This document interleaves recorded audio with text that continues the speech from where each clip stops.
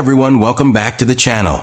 If you're new here, I'm your name, and today we're diving into a topic that might feel a little intimidating, but is so important.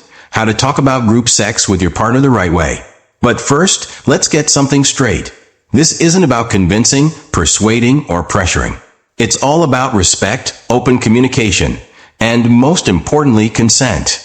So if you're curious about how to bring up group sex in a healthy, respectful way, stick around. Segment 1. Setting the stage. So you've been thinking about group sex, whether it's a threesome, swinging, or exploring polyamory.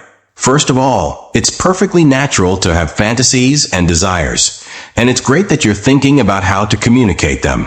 But before we jump into how to have that conversation, there's something crucial we need to address. Why are you interested in group sex? It's important to ask yourself a few key questions before you even bring this up with your partner.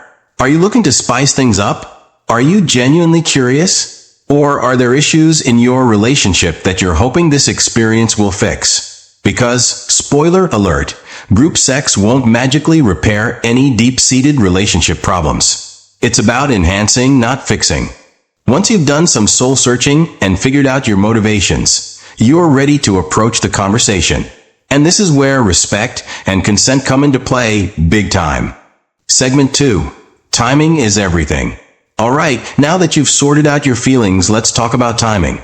Timing is crucial when it comes to sensitive conversations. You don't want to spring this idea on your partner during an argument or when they're stressed from a long day.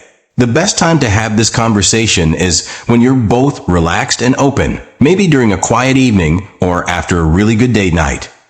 Pick a moment when you can both be fully present. Remember, this isn't a quick conversation. It's one that might need time to unfold.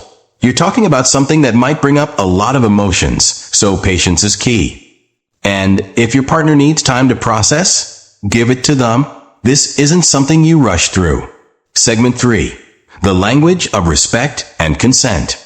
Now let's dive into the language you use. How you frame this conversation will set the tone for how your partner reacts. So you want to be open but also gentle. Instead of saying something like, I want to have a threesome, which could feel abrupt or even hurtful, try something like, I've been thinking about something new we could explore together, but I want to hear your thoughts first. The key here is making it clear that you value their opinion and feelings. Remember, this is a partnership, and your partner's comfort and consent come first. This isn't about pushing your desires onto them.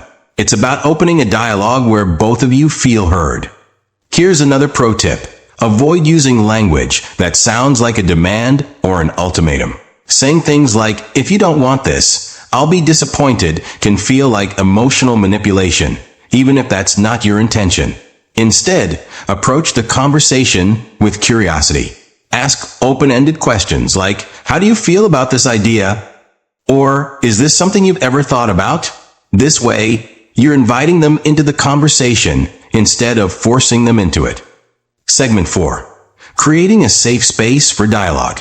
Okay, so you've approached the topic respectfully, and now it's time to listen. And I mean really listen.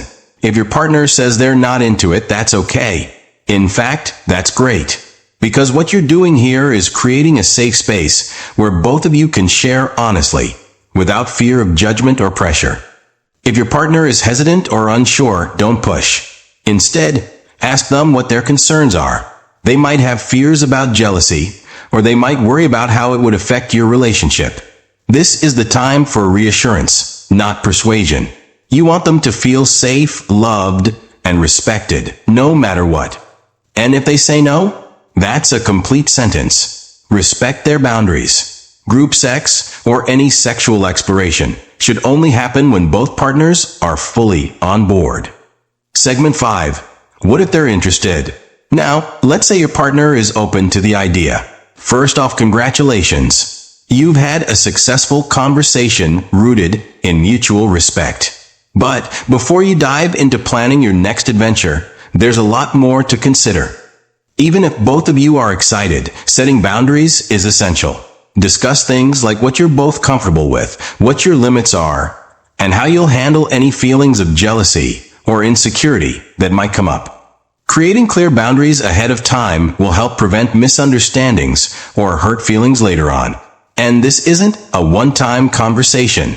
You'll need to check in with each other throughout the entire experience, before, during, and after. After the experience, debrief together. Ask each other how you felt, and whether it was enjoyable or if anything felt off. This helps build trust and keeps communication flowing.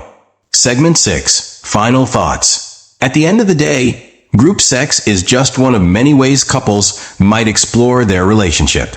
But whether or not it's something you both decide to pursue, the real takeaway here is that open, honest, and respectful communication should be at the core of every conversation about sex.